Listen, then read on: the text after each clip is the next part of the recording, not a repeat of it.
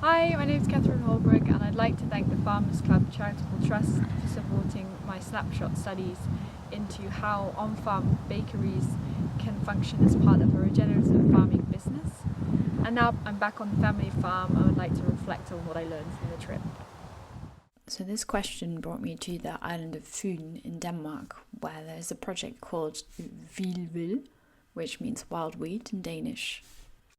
I found this project really inspiring, and I wanted to look at how the bakery had been grown out of the farming business, which also meant focusing on the on-farm milling business that connects the farm and the bakery.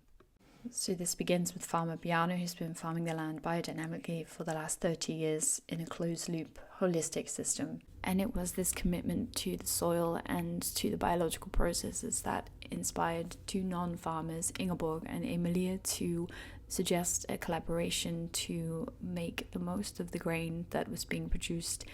to such a high standard. They internalized this commitment in their own work and started workshops to inspire other people to connect in a way that supports the ecosystems and to also understand more about their food systems. It was in one of these workshops that Stefan, the now bakery owner, was able to talk about the next evolution of wild wheat, which became the bakery. In simple terms, this involved the renovation of a car garage that already existed on the farm, which became home to the bakery that serves the community 2 days a week, and also in the summer uses local produce to also produce pizzas, allowing space for people to connect,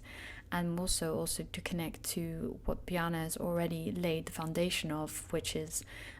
these nooks on the farm that allow for people to start building a relationship to this landscape that is also incredibly wild, as well as a farm landscape, to appreciate that both can exist alongside each other. One last important thing to mention is this knowledge exchange that's continued from farm to mill to bakery and back from bakery to farm. And this has been in the form of a residency that has attracted interest internationally from other bakers that are interested in the same topics.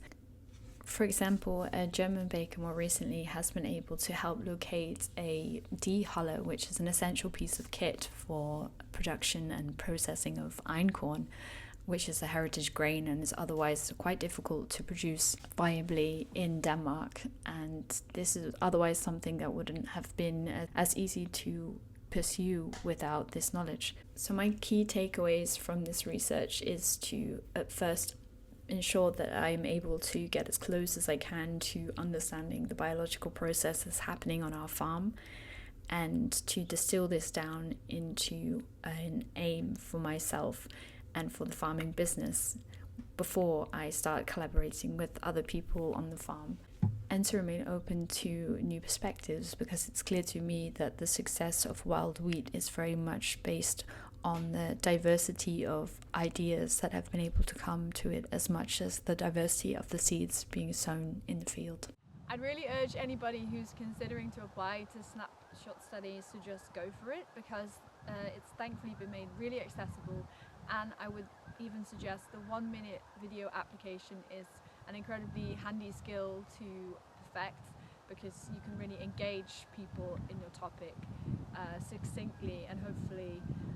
enable you to make the connections you'd like to make for future research.